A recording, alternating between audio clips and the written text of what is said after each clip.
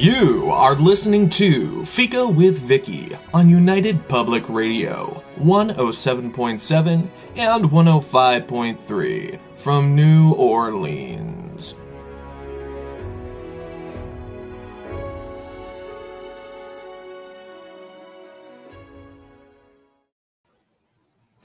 Hello, everyone, and welcome to Fika. Before we get started with our guest this week, Landis Wade, I need to apologize for the lateness today. After last week's fiasco, if you happen to be watching, I was a little nervous today and misclicked a button. So I apologize to Landis. I apologize to you. And, it happens. So let's begin with a new breath, and we'll go over time, if that's okay with you, Landis. That's fine. Yes. Okay. So I'm going to go over to comments and get that clicked and just take my time. Okay. Our returning guest today is Landis Wade. Landis is an author, the creator, and a host on the Charlotte Readers podcast, as well as a speaker. He has 35 years experience as a trial lawyer, which he uses while penning his mysteries to make authentic courtroom scenes. During his last visit, we discussed his courtroom Christmas trilogy, and in this episode, we're discussing Deadly Declarations, an indie retirement mystery based on a real historical mystery, the Mecklenburg Declaration of Independence. There's a goodness about Landis's writing. Yes, his mysteries have murders and lying and cheating and conspiracy and all that worldly fare, but there's also a feeling of respect, honesty, and caring integrity, if you will, that leaves you feeling good. I don't know how he does it, but I promise if you clap your hands, shout, I believe, read Mr. Wade's books, you'll find ample laughter, which is always the best medicine, and the feel goods. So thank you for the suspenseful, rollicking, and warm mystery, Landis, and welcome to Fika. So, Vicky, thank you very much for having me. It's an honor to be here. It's great to be back. And I will just say that as a podcaster myself, I have failed to push the button before as well. So I understand exactly what you're dealing with. So it happens to all podcasters. It happened to me one time when I was recording with somebody, and I thought it would be nice to mute myself and then mute them when they were talking and back and forth. But it turned out I forgot to unmute, and so about half the recording didn't get made. So, this stuff happens, and I'm happy to hang around and talk. Great, because I'm happy to have you hanging around. We don't get to talk that often, so so it's good to catch up. Now, Deadly Declarations is not a historical novel, but it's a novel with a lot of history in it. And you've actually won the North Carolina Society of Historians Award of Excellence. I didn't hear about the Deck Mech, as it's called by the cool kids, I guess. I didn't hear about the Deck Mech until I met you and learned about your books. And I'm sure there's a lot of other people that haven't as well. So can you fill us all in on it, Landis? Sure, I'm happy to. So the MECDEC, which is short for Mecklenburg Declaration of Independence, is a disputed point of history unless you live in North Carolina, or more particularly in Charlotte. Although it really wasn't taught in schools much growing up, but there's a real interesting history related to this story because it pitted two of our former presidents against each other, John Adams and Thomas Jefferson. In fact, John Adams accused Thomas Jefferson of plagiarizing words from the MECDEC when he wrote the Declaration of Independence. So it's got a little bit of conspiracy tied to it. But the story dates back to May of 1775. During that turbulent period when we're entering the Revolutionary War, about 30 days after the shot heard around the world at the up in Massachusetts at the Old North Bridge. This is what happened in the small burg of Charlotte, North Carolina at the time, which was only about 1,100 people, and about 2/3 of them were enslaved people. This is a group of Scots, Irish, Presbyterian for the most part. They'd come over from England. They were very independent. They'd immigrated down to this area. They didn't like being told what to do. And so with everything going on in the colonies and all the issues that related to church, the church membership and that kind of thing, so they were kind of not happy with what was going on. So they called a meeting. A meeting of all the militia in the area. 2 members of each militia came. And on May 19th of 1775, they were meeting at a courthouse in what's now the center of Charlotte, North Carolina, at the square, to discuss what to do. And we didn't have Twitter at the time. We didn't have cable news. So it took an express rider 30 days to get from Massachusetts down to this part of the country in Charlotte, North Carolina, to tell what happened, to start the war. And he just happened to arrive when all these people were getting together to talk about these issues. And the secretary of the convention said, he was quoted as saying, we felt and smelt the blood of our countrymen. And they then decided through 5 resolutions to declare independence from the most powerful nation in the world at the time, England. And they announced that the next day. And then they got a guy who worked in a tavern, Captain James Jack, who knew the back roads and how to run liquor and everything, to get on a horse and take these documents to Philadelphia, to the Second Continental Congress. I will say one other thing. There was another document they adopted, which was all the resolutions that went into how they're going to govern themselves. But when he got to Philadelphia, the delegates from North Carolina, as well as many other delegates from other states, weren't quite ready for independence. Independence wasn't declared until a year later. And so they received Captain Jack. They looked at his documents, but then they said, "Thank you for your patriotism. Please go back and tell the people in your community we appreciate their patriotism, but your actions are premature." And so he went back, went home. Everybody in that area fought in the revolution, supported it in some way or the other. And it kind of got forgotten. In the year 1800, John McNeill Alexander, who was the secretary, his house burned up. And the only surviving documents of what he written down burned up as well. And so they had to sort of piece it back together by memory and some rough notes and that kind of thing.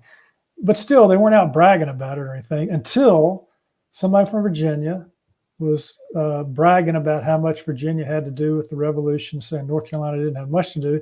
Somebody said, "Yeah, but what about this thing we did, declaring independence for anybody else?" They said, "That's not true. You didn't do that."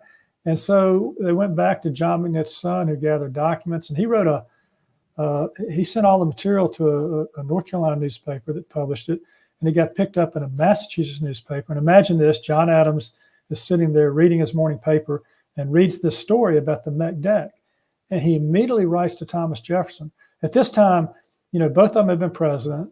They were kind of what we call frenemies. They didn't, they kind of liked each other, but they didn't, because they'd been loyal friends. But Jefferson had run against Adams and taken his position as made him a one-term president. But they stayed in touch and they wrote to each other every day. And side trivia here, but they died on the same day, 50 years to the day after the signing of the Declaration of Independence. But in this period of time, they were kind of back and forth. And one of the back and forths was, Adams writes to Jefferson and says, "I can't believe, I enclose to you the most curious mystery I've ever heard about in my life." He says, "I cannot believe that this document was concealed from me to this day," as if to say, "Thomas Jefferson, you concealed this document from me."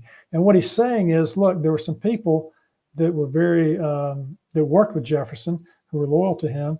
And one of those people was a delegate from North Carolina. Might Jefferson have known about this and not shared it with others because he didn't want people to know sooner about independence? But in any event, Adams went around accusing Jefferson to his friends and others of actually copying, if not the words, the very spirit of the Mecklenburg Declaration of Independence. And so it became a disputed issue over time, and I could go on. There are lots of conspiracies that relate to this, but there were a lot of eyewitnesses to what happened, and it's just a real interesting story. You can Google the Mecklenburg Declaration of Independence, or as Vicky said, you can look in the back of the book. But there were. I will tell you one other interesting thing about the story is because at this point in time, unlike today, when they were looking back only 50 years of the revolution, a lot of different people and states were trying to claim credit for what had happened. And so the concern was in Virginia that if they found a document that was evidence of the Mecklenburg Declaration of Independence, it could actually tarnish Thomas Jefferson's reputation. This is before Jefferson, was known for sleeping. Other things that tarnished his reputation. Right. This was when his reputation was very high. Not to say that Jefferson didn't do a lot of good things, but at first Jefferson, knew that he was kind of writing this by committee and was looking at a lot of different sources. But then people praised him for what he'd written to the point that he sort of took ownership of the Declaration of Independence wholly and entirely, in the sense that once this came out that there might have been something wrong with it, he would have been the one to take the whole blame for whatever it was, he may have done if it was plagiarism. So the Virginians were out to prove the North Carolinians were wrong and this never existed. The North Carolinians were out to prove that it did exist, and there were lots of conspiracies around it. And here's one conspiracy I'll leave you with before we go to the next question here. There was an ambassador to England from the U.S. in about the 1838 time period. And he was a friend of Thomas Jefferson's. He went to the University of Virginia, and his name was Andrew Stevenson. And some people from Virginia went over there and wanted to get their hands on a document. They'd heard about a document that had been written in the summer of 1775 to the Earl of Dartmouth from the then governor of North Carolina, the Royalist governor. And in that document, he'd said, let me enclose here with you a newspaper article showing the most contemptuous treasonous act of yet in the colonies here in North Carolina in a county called Mecklenburg. And so they were trying to find the newspaper article to see what it said. Did it say that it was the MacDec, or did it say something else entirely? They were hoping to find a document that didn't have the words independence in it, but might have done something a bit treasonous. Well, if you go to the British Public Records Office today and you go find this document and you turn it over, you'll see a little notation that says the newspaper article was checked out by Andrew Stevenson on such and such a date, and the document was never returned. And so the question is, if it did prove that the MacDec did not exist, why wasn't it shared with the world? If it proved that it did exist, maybe somebody concealed it. So anyway, it's kind of like, was this the first great American cover-up? Was this MacDec gate?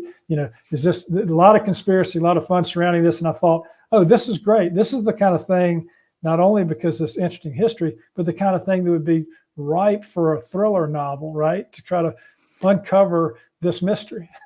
That had been going on. It's like a political thriller, but in a historical sense. So you took this, some of the names such as Stevenson and that pop up in the book, but that is the fictitious part. You took this conspiracy and thought, what do I think the answers are? Right? Yes. And we have to remember that people at that time, their conspiracies were even harder to get across because it wasn't so, in the old days, you couldn't just sit down at a computer and start Googling things. I mean, all these messages in that would take ages to be written over there and over here. So it was a lot easier to cover things up then, I would think, than it is in today's computer. Yeah, there were, but no less of a climate in the sense of people trying to gain the upper hand and prove someone else is wrong and try to. Yeah, no. Those feelings obviously were still there. Yeah, and trying to rewrite history and all that kind of thing. It was even present back then. But like just to be fair, I mean, there are lots of explanations for why both documents could exist and why it wasn't plagiarism. But still, this thing was going on, and I thought, okay, we'll kind of delve into this and see where it might. I like to joke that the mystery of the MacDec has never been solved until now, until you read Daily Declarations. Yes, no, definitely. Well, I mean, it just when it comes down to it, it's silly, people. that people, I don't know. I'm not saying I believe it or not, but for some reason, whatever, I kind of like the idea that it was written in North Carolina first. I have no idea why. I just and to add a little context to that, if you look at the North Carolina flag, even to this day, you'll see the date May 20th, 1775, in the upper left-hand corner of the flag, and that's because that date meant something to the people of North Carolina, and it's remained on the flag ever since then. And it's also why we have license plates that say "First in Freedom" in North Carolina, and also "First in Flight." It's sort of like a passive aggressive license plate. So in the book, there are lots of reminders in the courtroom, whatever, about saying this is where it was signed, and originally, and so you're telling me this now. So is it so out there in North Carolina? Like, do they have all of these reminders that it was signed there first? So essentially, because Charlotte is, is considered sort of a New South city. We've never preserved a building. We tear most everything down and build up skyscrapers. It's a banking center. A lot of people have moved here from different parts of the country, over 1 million people. And then you got a metropolitan area, 2.5 million or something. And so it's a huge area. And so I would wager to guess that, maybe more than half, maybe more than that, don't even know the story, because it's a big community. There is a statue of Captain James Jack close to uptown. There are monuments and placards in different places, but you got to look for them, right? You'll be walking down the road and you'll see different things. And there's an old settler cemetery where some of the founders were buried and some of the signers were buried. And then there's these little churches all around Charlotte that were called the Seven Sisters, the Presbyterian churches, where some of the Presbyterians were buried who were instrumental in this. So yeah, you have to look, but you got to look hard. It's like history hiding in plain sight. That's what you say in the novel. Yeah. Okay. Tamara says hello, Tamara. Brian's here. Okay. Brian says, Landis, I enjoyed the excerpt from Deadly Declarations that was included in Death by Podcasting, which you co-wrote. Alas, the ebook isn't available on Kobo, my preferred ebook seller. Well, Brian, it just now Brian's a regular. I can tell you why. I think I just Deadly Declarations was initially put into I think it was the Amazon KDP, and I took it out of there in February, but then I got caught up in working on some other things and forgot to then upload it to the other site. So it's out there. It's not exclusive anymore. I just haven't done what I need to do. So I will.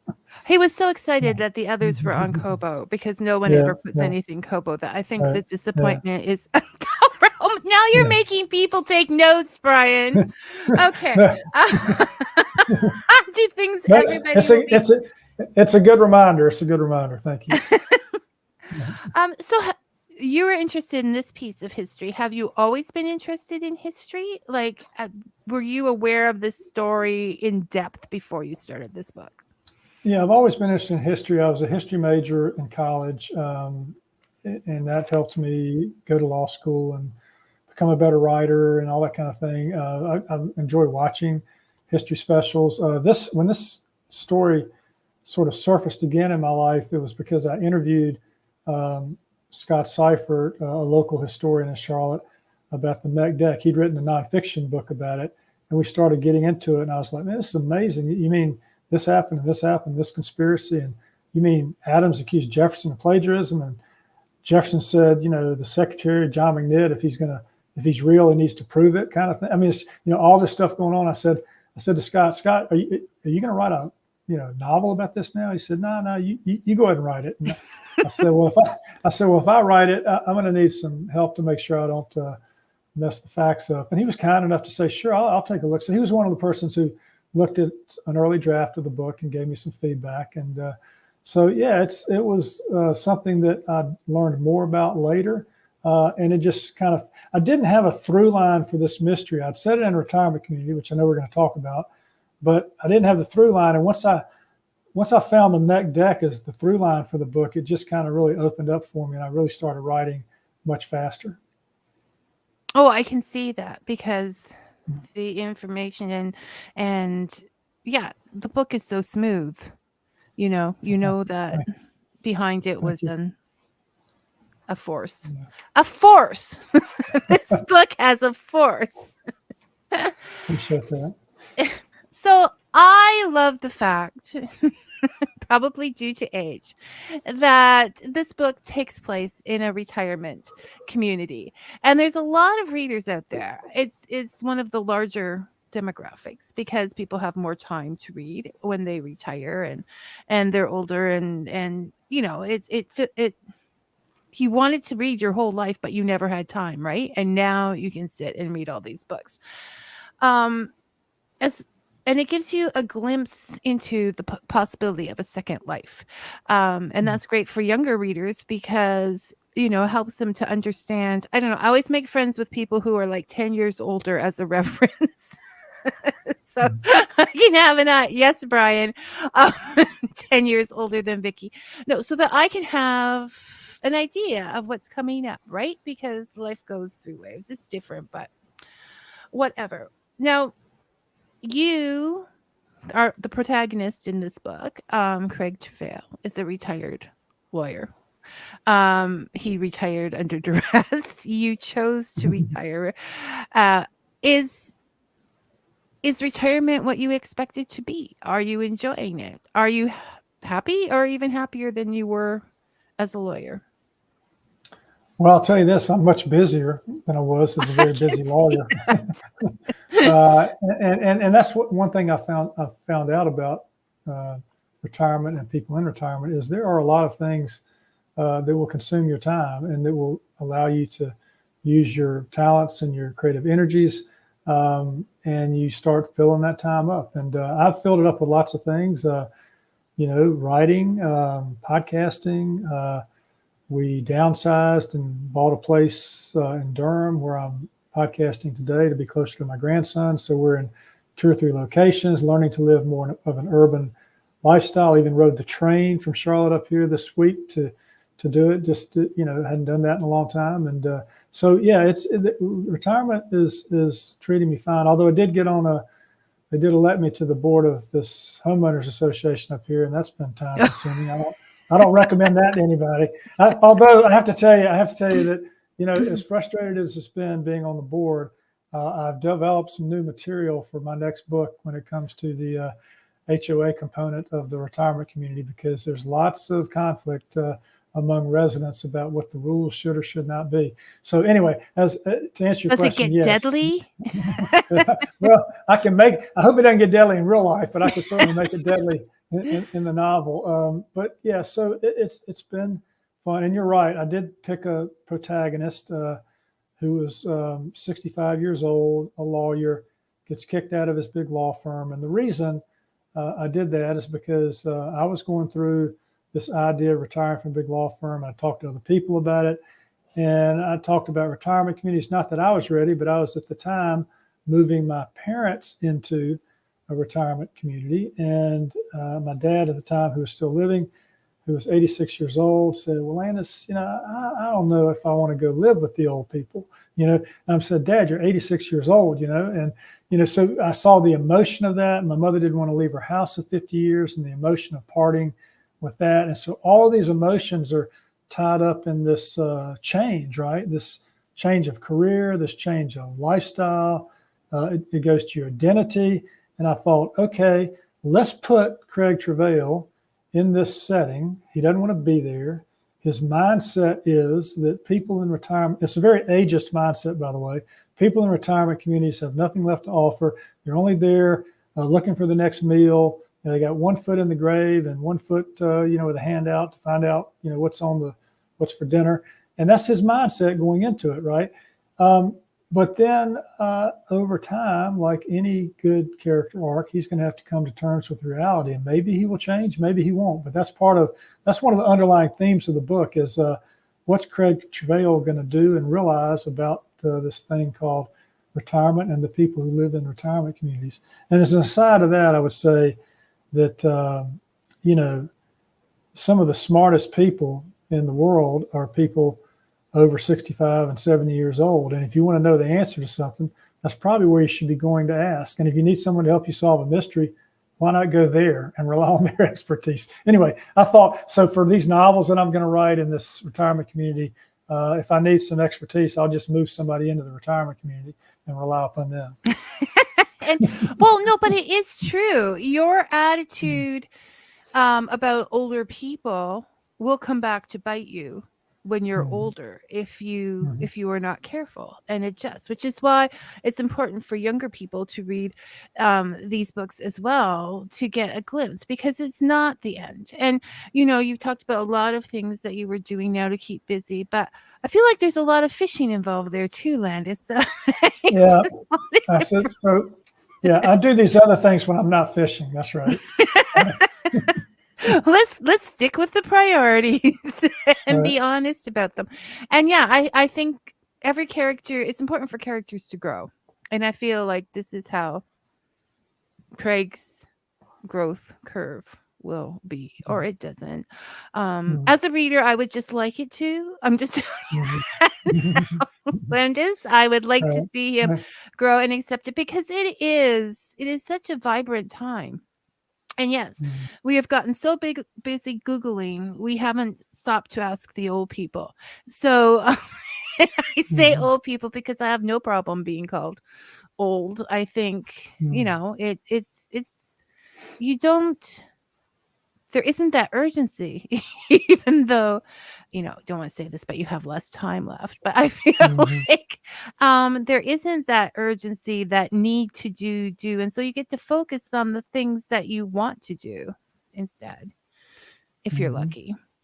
So that's and okay. just not to pick on lawyers too much, but I do say in the book that when lawyers get to be about 65 years old, they need to retire. I've seen too many of them hang around beyond their expiration date. And one of the characters in the book's jokes is kind of like, the song Hotel California.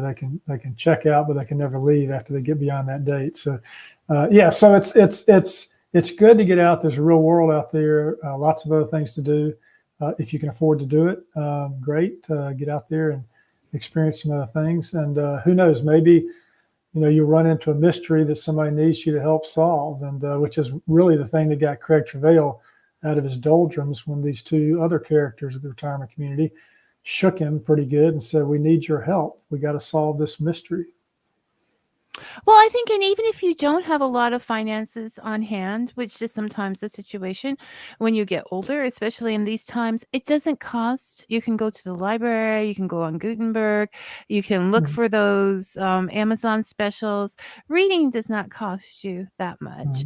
Writing doesn't cost you that much. There's a lot of things out there. I know that I was waiting to get my seniors discount at the thrift stores, and I have it now. And they were like, well, you can't have this card like this. I'm like, give it to me. Okay, give it to me now. I've been waiting a long time for that. So you can still work and find a lot out there to do. I don't mean work. I mean work at finding things to do. But definitely, as you said, the lawyers, I don't think that's the only profession. Although, we all like to knock them. I think it's anybody that has worked hard for those positions. They've worked hard for those positions. That's who they identify themselves as. And it's hard to let go, right? It's hard.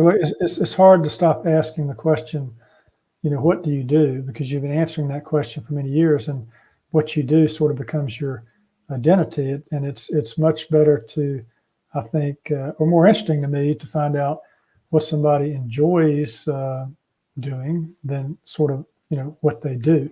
Now, if they enjoy doing their daily job, that's fine. They can talk about that. But a lot of times if you ask that question, they're not going to talk about their work. They're going to talk about those other things that they really, whether it be travel, whether it be writing, whether it be music, whether it be films, whatever it may be, playing with their grandchildren. Those are the things that cause people's eyes to light up when you're having conversations with them. Yes, that's it. It's always been a thing to me that what you do is then decided who you are. When you yeah, your interests, your passions, it is a much better question to ask, what are you interested in, than Mhm. what do you do, I think. Anyways. Exactly. Okay. Dave would like to know, if this document was really found, what impact would it have today? So that's an interesting question. A lot of the scholars and the people who've written about the MEC deck really kind of admit that it's not going to change U.S. history in today's terms. It's not like Thomas Jefferson's reputation is going to take a huge dive. He took a pretty good hit in the 2000s with the Sally Hemings deal. It's just going to prove that he's more human perhaps, but in fairness to him too, he was looking at a lot of sources at the time, and it wasn't unusual for people to do that when they're writing documents that are going to have an importance to, an issue for government. So I don't think it would really change much about U.S. history or be that kind of aha moment. But in the time of it, it was really important to the people involved, and almost to the point that it could result in what we call them's fighting words. But it's pretty much an interesting historical fact. If it had come out sooner, it could have changed the course of history then.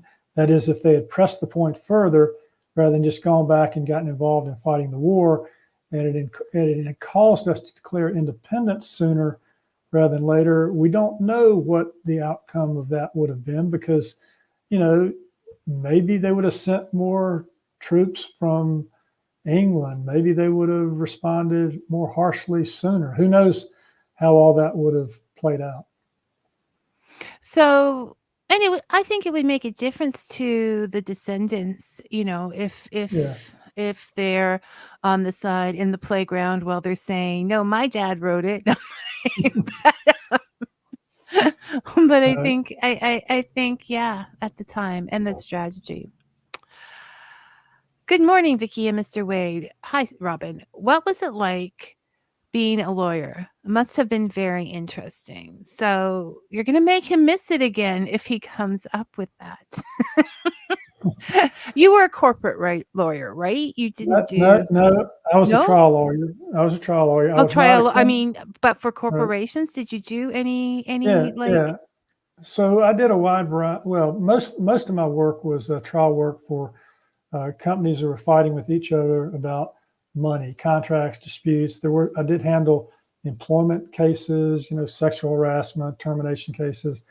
Very rarely early in my career, I did some work for employees in that regard. I did some pro bono work that was domestic violence, representing some women who had been the victims of domestic violence, but mostly all related to trial work. And yes, there were interesting times, interesting moments when you were in the courtroom, but unfortunately, it's not Perry Mason every day. It's like every other job. 90% of it, can sometimes be more, the grunt work, getting it done, doing the research, gathering the materials. The exciting stuff happens, when the curtain goes up. You're arguing a motion in court, you're arguing before the North Carolina Supreme Court, you're arguing a case before a jury.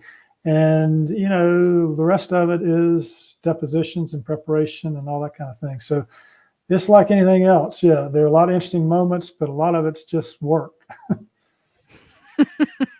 just boring old work.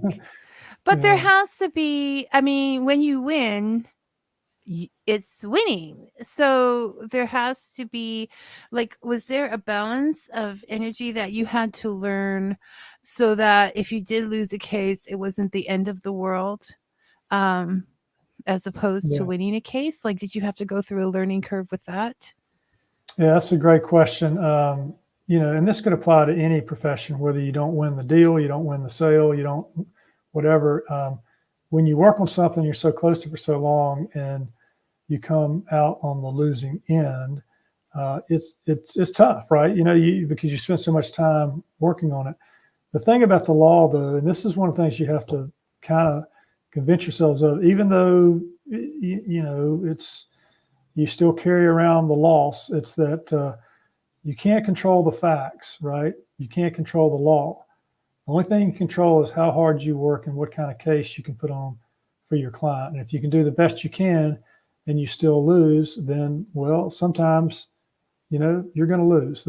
There are certain facts that the jury takes into account, and they give the win to the other side. And, if you really appreciate the system and think it works, and you can give yourself a few years to look back on it, and you can maybe understand how they came to that conclusion. But in the very moment, it's hard. It's right. It's like, the other side scored one more point than you did, right? And you came in second. And it's like, what was that old movie, Ricky Bobby? It's like, if you're second, you're last, or if you're not first, you're last. And so that's how you sometimes feel in the moment. At the same time, like anything else, all you can do is try to do your best. And just keep going. Okay.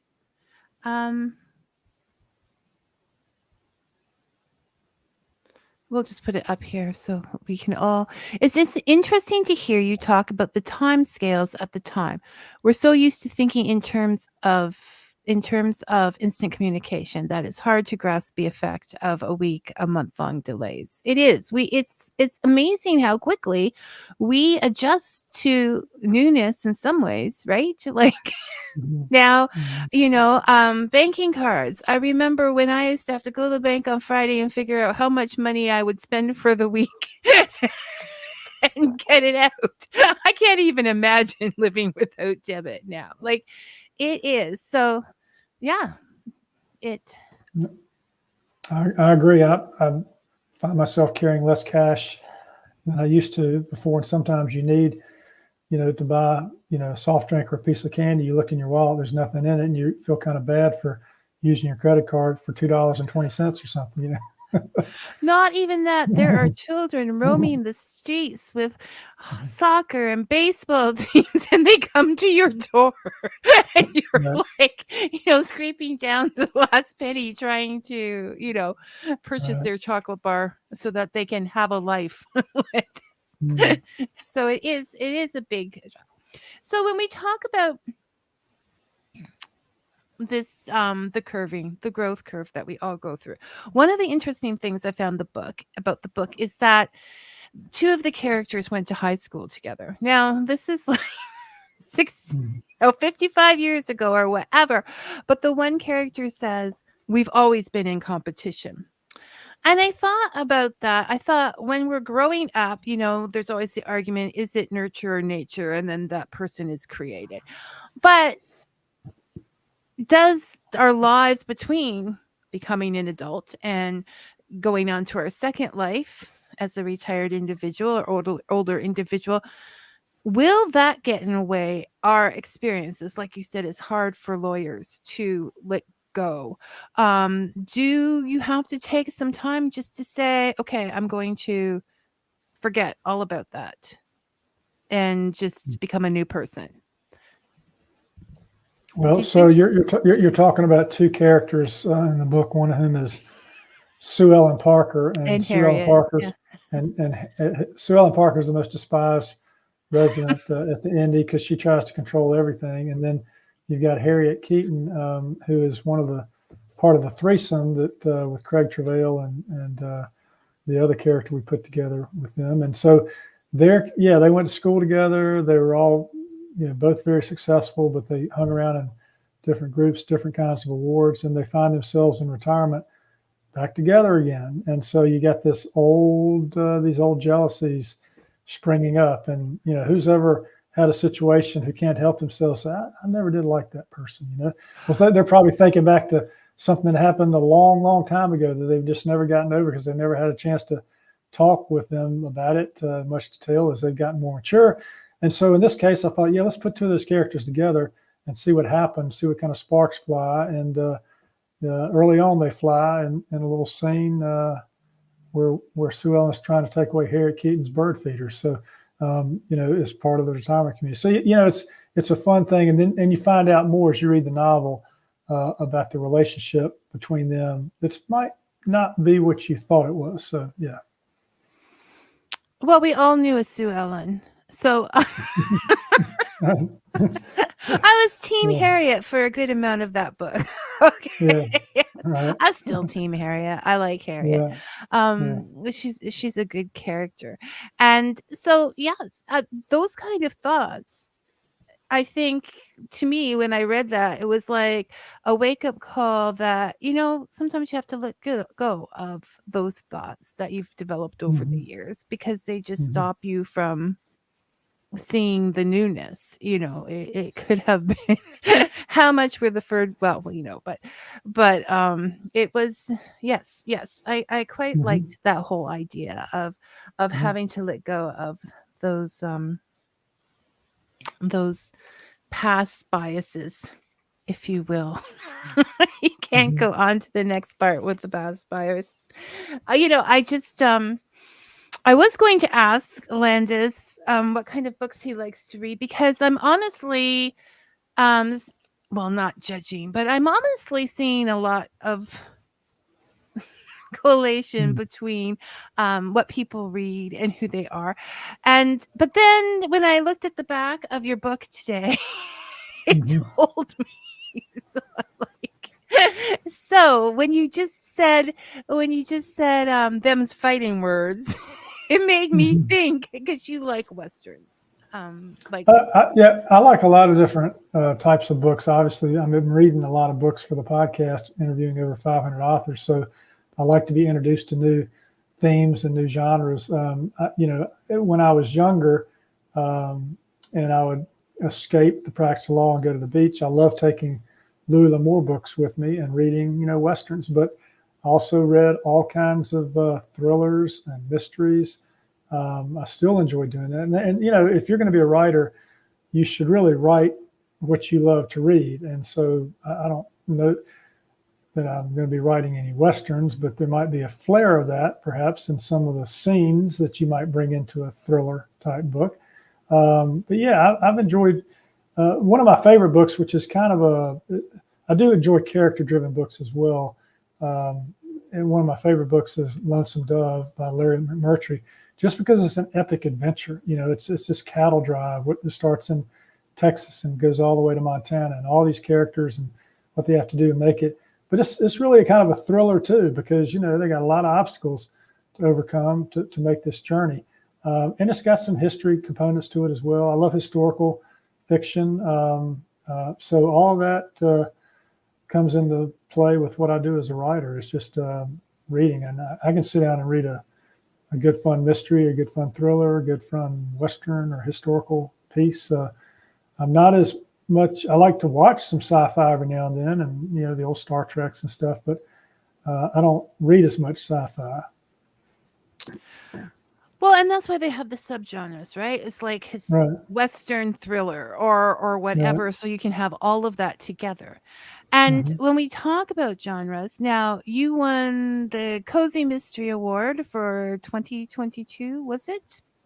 The I year? think that's Was it right. last Thank you. year or what? Yes. Yeah.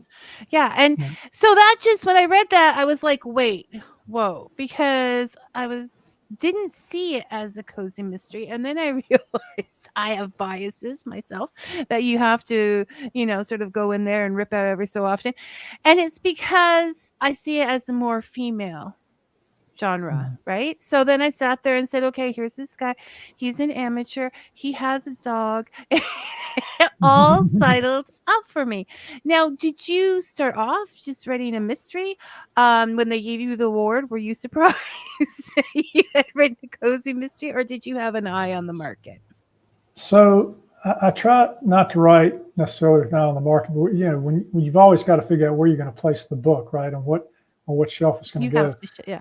I like to think of the books that I enjoy writing, or even my Christmas series is they're a little bit cozy, but with a thrill, right? So, you're going to have what I think makes it more of a cozy is there's not blood and guts on the page, right? There's a body in the first chapter, but you don't see it dismembered. You don't see blood everywhere. It's not a hard scrabble detective kind of novel. So there's a little bit of coziness in there because you're dealing with, a unique setting, a retirement community, right? You're dealing with people who are dealing with amateur detectives, as you have in this particular case. And yet, I like to ramp it up a lot. So there's that thriller aspect of it when they're running for their lives later in the book. Kind of a national treasure type situation. Yes, I can see that now. I loved National Treasures. Right. Yeah. We once went to Philadelphia, and I tried to recreate all the places he went with the kids, but there are longer distance between some of those places than they made it look right. on the film. It's like, oh, he just runs here and there, and it's like, no, the reality was nothing like the film. Yeah. So you shelved it under indie, but under cozy, but it was something that came up. Well, I'm actually kind of proud of the fact that it won some awards in other categories as well. So right. It's not limited to just the cozy category.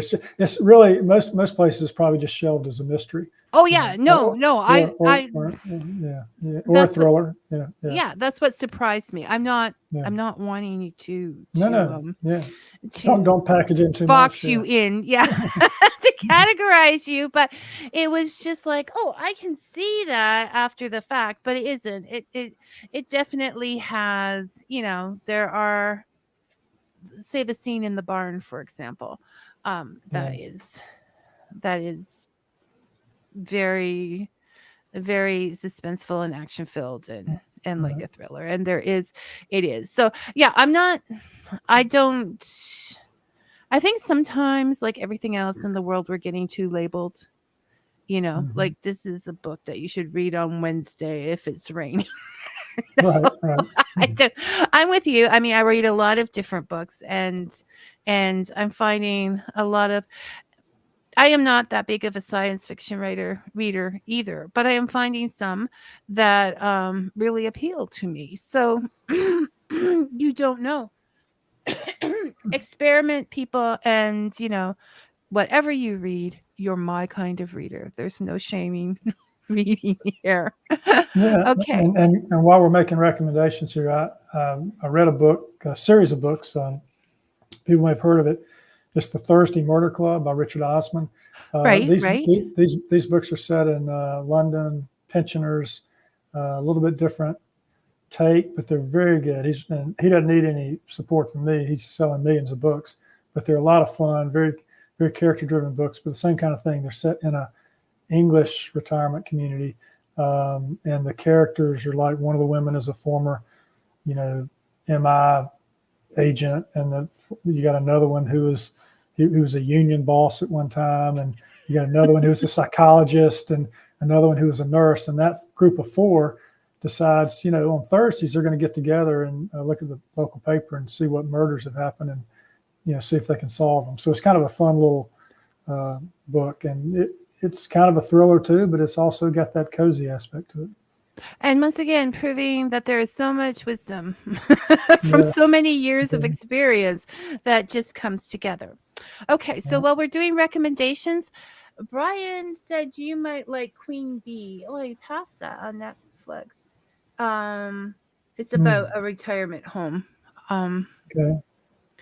I think it was Netflix. Okay. I am not going to say the name Netflix because they're not paying me any money to. So if they would like me to mention their name, no. And Dave wants to know if you like Clive Cussler.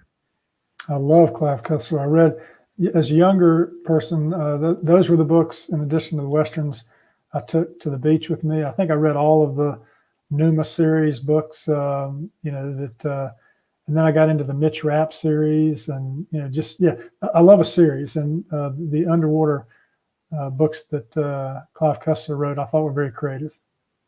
Okay, so next time I'm just going to have Dave talk to you between tricorn hats and and Clive Cussler.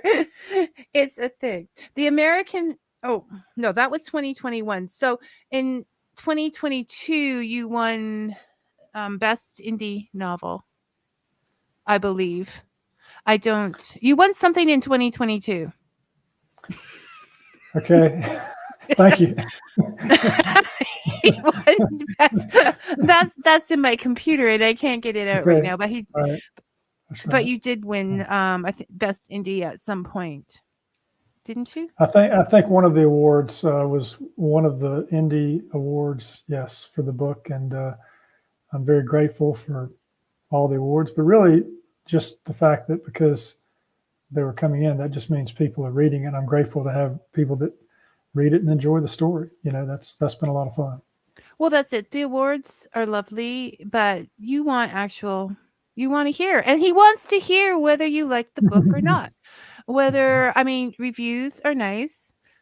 I can't tell you to write a review because I'm very far behind on my but they are nice because they up the algorithm. But also, if you're too shy or whatever, just go on his social media on Facebook or whatever and say, I really like that book. I'm out here. I'm reading. You're not alone. Thank you. Thank you. So I said there is, and we got into the cozy aspect, but it's not even just cozy. I just, I'm trying to understand this warmthness. It was the same with the Christmas, the Christmas books. There is just this warmthness, this calmness, and I hate saying that because I don't want people to think they're not boring. There is suspense. There is page turning action. There are thrills. There's even gunfire. This is what gets me somewhere behind all of this.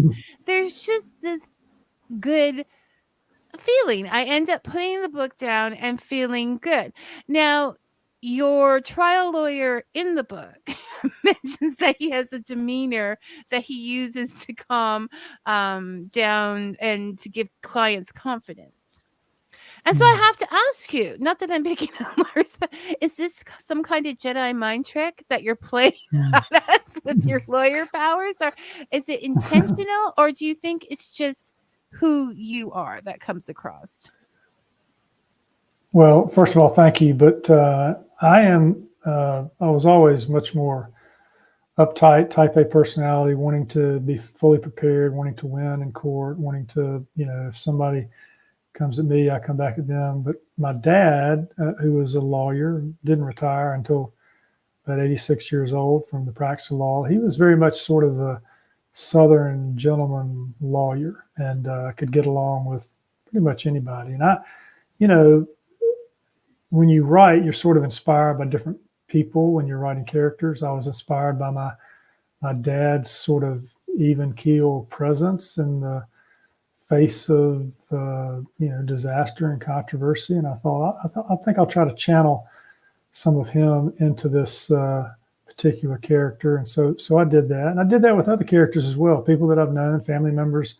One of the characters who is sort of a gossip queen, Carrie Roberts. My aunt, Carrie Mae Roberts, was a gossip queen, and my cousins don't mind me saying that; they know that, and so She was proud of it, right? She yeah. she knew the tea.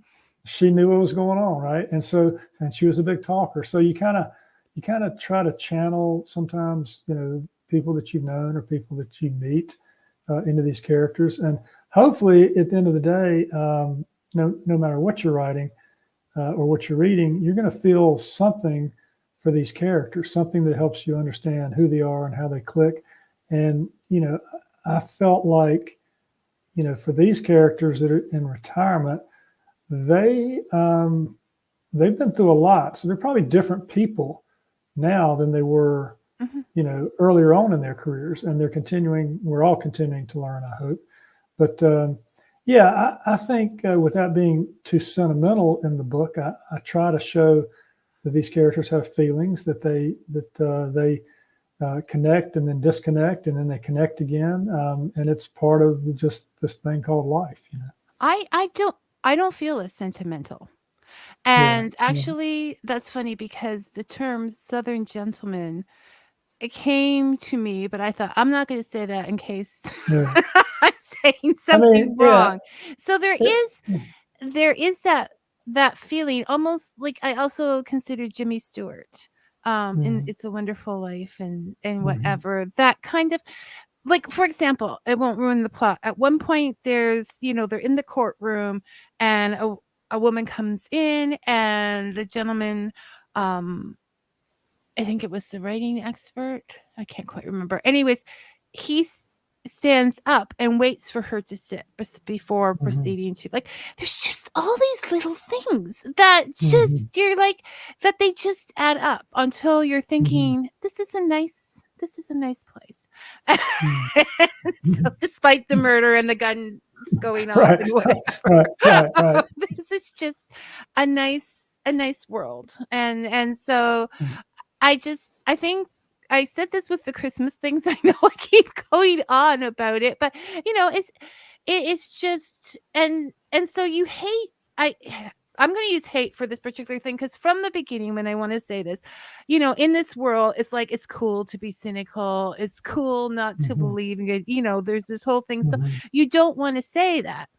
But then I looked up the term goodness in the dictionary and it said honest, integrity, all of these things. And I'm like, maybe we need heroes that reflect that, not just the muscles and the strength, just, that goodness. So yeah. And one thing I hope too is that even though we have what I like to call the evildoer, the bad guy, the villain, the villain, the one who's trying to frustrate everything. I hope that when people read the book, they understand a little bit more about why he is who he is. And because it's not, and I don't want to give anything away here, but life, like as we said, life creates you, right? Yeah. And then you get and you don't have time. You're like paying bills, taking care of kids, running to the grocery store, and there is just a very busy time. Although lately, it's a very busy time, and then you have time to stop and think and reflect. And so I think you did build an understanding of why he is the way he is. I'm not sure that I personally think that justifies it. No. But as long as you understand it, right? Yeah. I understand it, and it's a common story. I mean, much in the way that Jefferson didn't want to let go of the fact that he wrote the Declaration, whether he did or didn't, but he was just adamant. That's what I've done. That's who I am. That's why I am, and that is it. So you said you are writing a second mystery. You're so close. You don't shoot this information out on your Facebook, Landis, or your website. So I'm like, does he? But you are writing it. And is it going to be about a homeowners association? Like, have you decided that yet? So, I've gotten off a little bit with the last year because of the downsizing, the move, and taking care of my mother and doing some other things. But I've been researching a second book in this same series where I'm going to bring these characters back. They're going to deal, I hope, if I can complete the research and get more written, they're going to deal with the time period around the 1830s in Charlotte, which is the gold rush period in Charlotte, which kind of puts Charlotte on the map because in that time, gold was discovered on the East Coast about 30 miles from Charlotte. The little kid who found a 17-pound gold nugget in a stream, it sat as a doorstop for 3 years because they didn't know what to do with it. But eventually, they started figuring out how to mine for gold, and they started mining a lot in the 1820s. And there's still underground gold shafts in uptown Charlotte, and we're probably going to find a body in one of them early in the book and deal a little bit with what happened during that time period in Charlotte.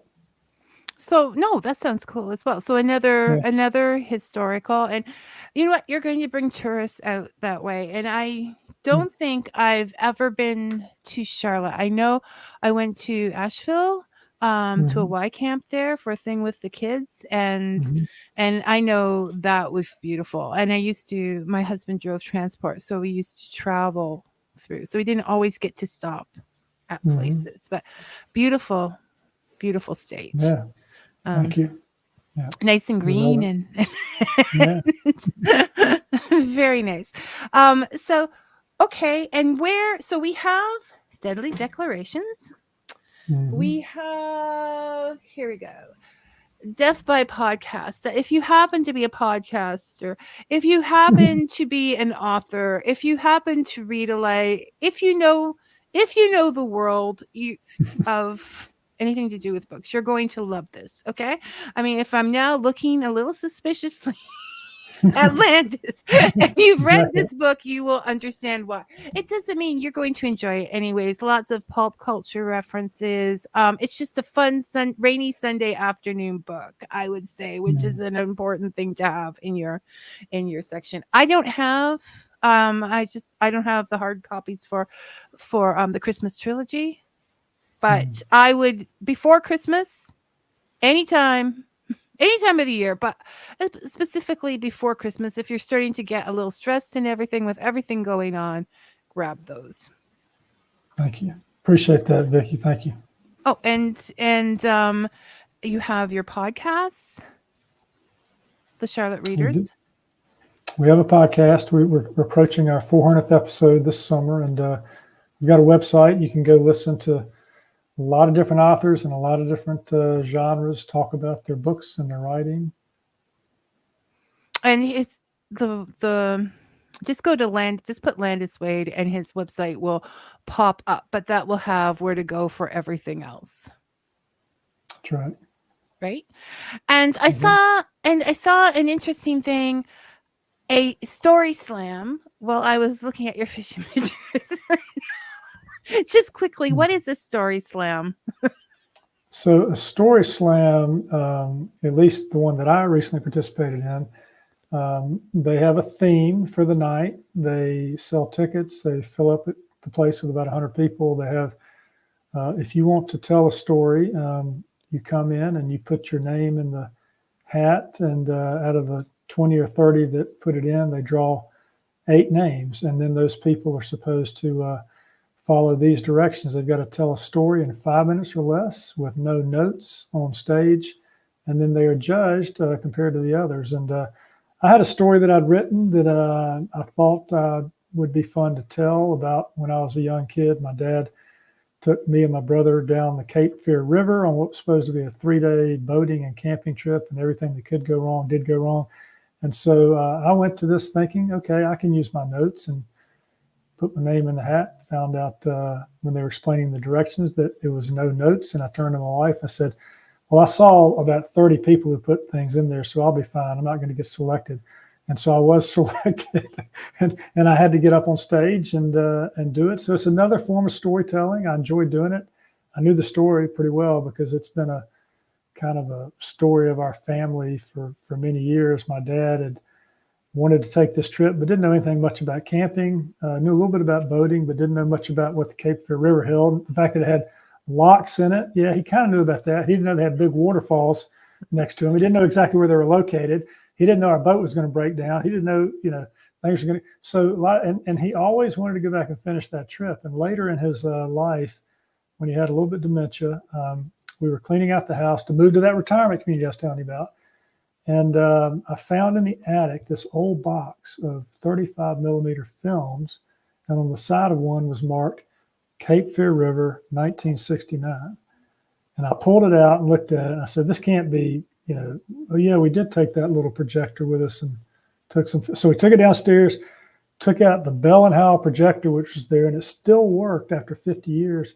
Plugged it in, turned it on, and put it up on the wall, and it started flickering, and you had these grainy black and white images of me and my brother and my dad getting in a boat and all this stuff.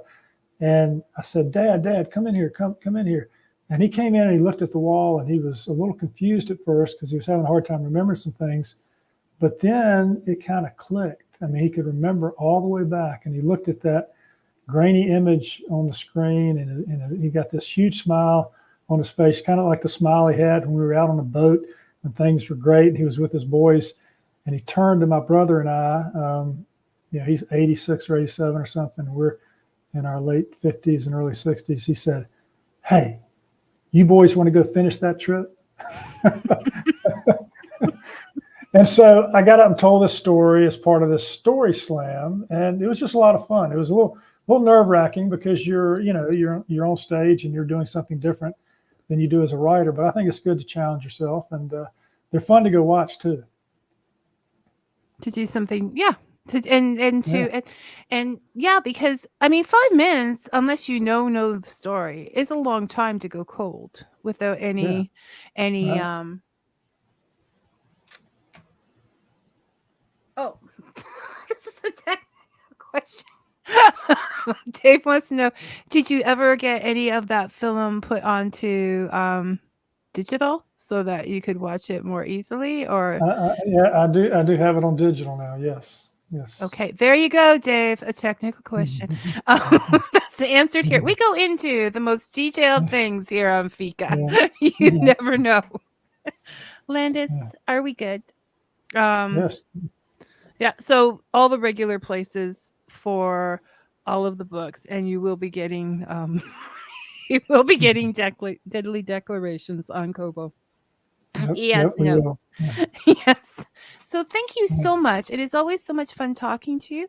And oh, he also has a writing series, uh, writers quotes, from yeah. yeah. So Yeah, quotes from it's the Right Quote series. There are 8 books in it. These are quotes from authors we interviewed on the podcast. The first book, The Writing Life, should be free, I think, on all platforms, including Kobo. So you can download the first one for free in digital format. And it's got what writers think about this thing called the writing life. And then the other books are broken down into various categories related to writing and what these authors said about them. so that's definitely a look into. I have to look into that one. Yeah, myself. So Landis, take care. It was an honor. I'm sorry for keeping you for the delay in the No, beginning. May is just turning out to be a month here at Fika. this is, So you take care and we'll talk to you soon, okay? thank you, Vicky. Pleasure to be here. Bye-bye.